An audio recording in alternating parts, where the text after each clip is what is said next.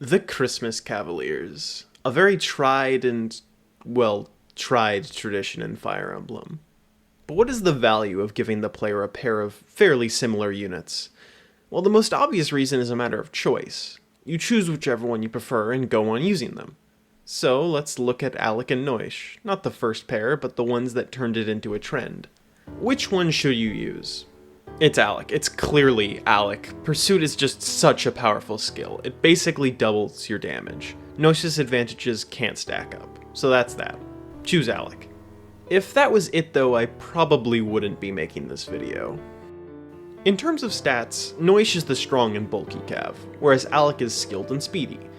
But in FE4, skill and speed are only important to an extent. Without crit, skill merely improves hit, which isn't usually a problem for these two, and since doubling only requires one more attack speed, having a high speed isn't all that important.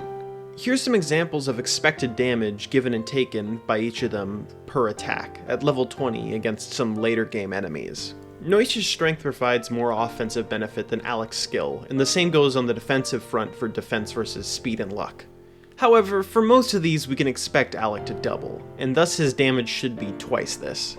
The disparity in damage between these two is worse than you might guess at first glance, since the first chapter shifts your perspective by starting Noish with a more powerful weapon. Once Alec gets his own steel sword, the damage gap is even smaller. On top of that, multiple attacks from Pursuit have synergy with many items, making Alec a better target for things like the Hero Sword and the Strength Ring. They effectively are twice as powerful on Alec as they are on Noish. That doesn't mean all items are in Alec's favor though. It's a little less clear for a weapon like the Hero Lance, which is heavy enough that doubling is no longer a given.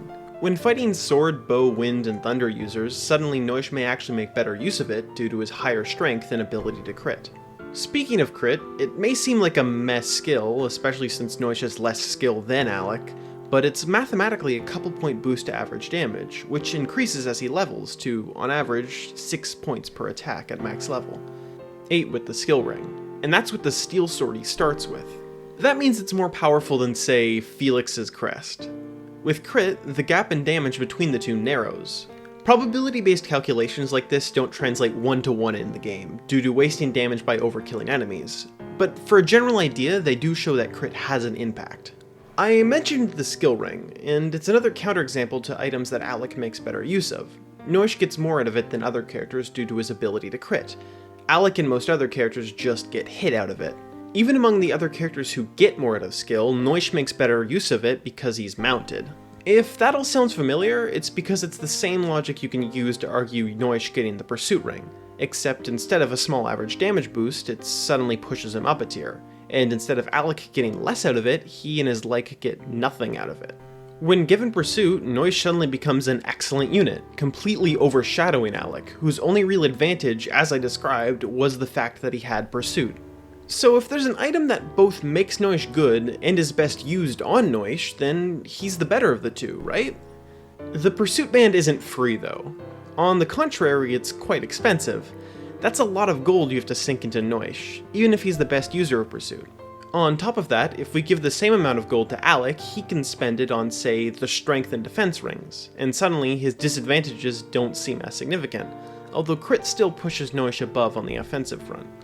These rings are also far more contested. You could even argue that Noish should get them sooner. However, it still comes down to how you allocate gold, and if you don't favor one over the other, then Noish will be behind, since he needs the Pursuit Ring to stack up. But does Noish actually get the same amount of gold as Alec? And we've been comparing them at the same level. Is that accurate? After all, if Alec's combat is better, he should get more kills and thus more EXP. Okay, so the first enemy in the game. How do you kill them? Weaken with Alec, then kill with Noish? Or weaken with Noish, then kill with Alec? The correct answer is, but let's forget about him for now. The thing is, giving Noish the kill is the correct option from a tactical standpoint. Killing with Alec means you risk an extra counterattack and thus more damage. Killing with Noish guarantees at most one counterattack. You could bank on Noish activating a skill, but that's far less consistent. While this isn't the situation with every enemy, this trend of encouraging Noish and other high damage pursuit lacking characters to kill enemies continues. After all, if pursuit means a character does more damage, shouldn't you put as much of that damage as possible to use? This XP deficit that Alec is likely to have if you're not trying to favor him can be made up for by the fact that he can kill more enemies. However, remember that in situations where Alec can kill an enemy that Noish can't, Alec is taking a counterattack. This compounds with Alec's already lower bulk and means that without healer attention, he might not be able to participate in combat as often. There's a lot to this question of who gets more XP on the field, but it's far from clearly Alec. The field isn't the only place to get XP though. The arena presents an opportunity for those who are good at combat to gain XP and gold. So Alec, who has better combat, should be able to pull ahead here, right? Well, the situation is much different in the arena. Most enemies there are stronger than your units, the opposite of the field where most are weaker. And when it comes to beating strong enemies, Noish has a lot of edges.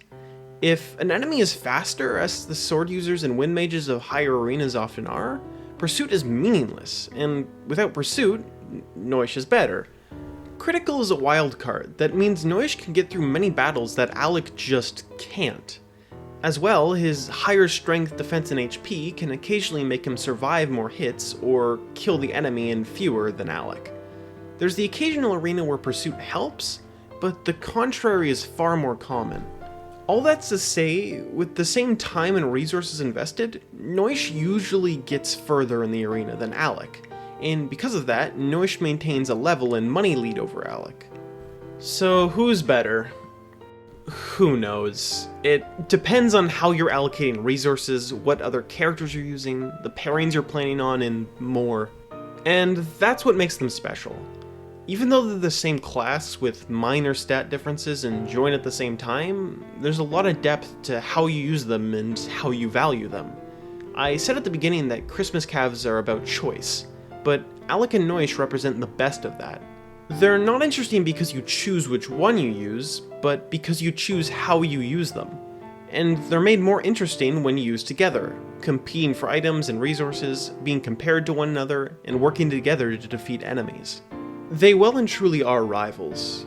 Even if not referenced in story, it's stated in mechanics, which is more than can be said for most Christmas Cavs. And of course, if you want, you can still just choose to use the one who's the color you like better. It's just that that decision will have more unique consequences than otherwise.